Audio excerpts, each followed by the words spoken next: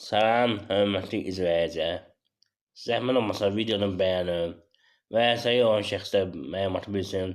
Eyni zamanda və səhih qəbul etmiş şəxslər də bilsin ki, banka vəfat etmiş şəxsin əmlakını əlinə ala bilər. Yəni və səhih qəbul etmədiyi halda da qanunvericilikdə dəyişiklik var ona görə. İndi bu barədə mən hüquqşünaslar Seyidzadə məlumat verəcəm. Amma əvvəlcədən sizdən bir xahiş etmək istəyirəm. Mən əlilli şəxs olduğuma görə, əlil arabasında olduğuma görə, yəni telefona hüquqi məsləhətlər verən, əyani şəkildə məsləhətlər verən, eyni zamanda ərizəyə yazıb e-mail, WhatsApp ünvanına göndərən onlayn fəaliyyət göstərirəm. Zəhmət olmasa videonu bəyənin və YouTube kanalına abunə olun ki, daha çox şəxslər bu barədə məlumatı olsun.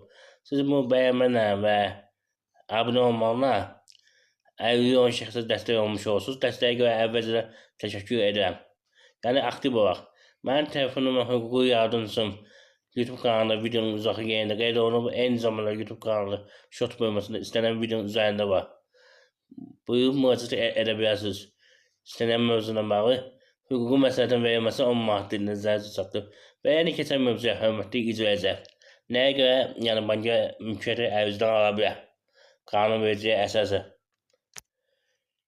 Belə ki, 26 dekabr 2023-cü il Ali Məhkəmənin qərarı əsasında vəfat etmiş şəxsin qohumuş, yəni vərəsəsi əgər 3 ay ərzində vərəsəyi payını imtina etmirsə, rəsmi şəkildə o payı qəbul etmiş hesab olunur. Yəni ki, qabaq qanun elə də öyle. Qabaq qanun elə idi ki, son 3 ay ərzində gedib payı götürməliydin. Götürmədiyin halda imtina vermiş hesab olunurdu. Yəni imtina etmiş hesab olunurdu. Hörmətli icrayıcılar. Amma indi qanun dəyişib. Əgər imtina etmirsənsə götürmüş hesab olunursa, yəni vərəsə kimi tanınır. Amma ondan sonra gedib pay götürməlisiniz, belə şəhadətnamə almalısınız, ev üçün çıxarış almalısınız və digər məsələlər etməlisiniz ki, əmlak sizə qalsın.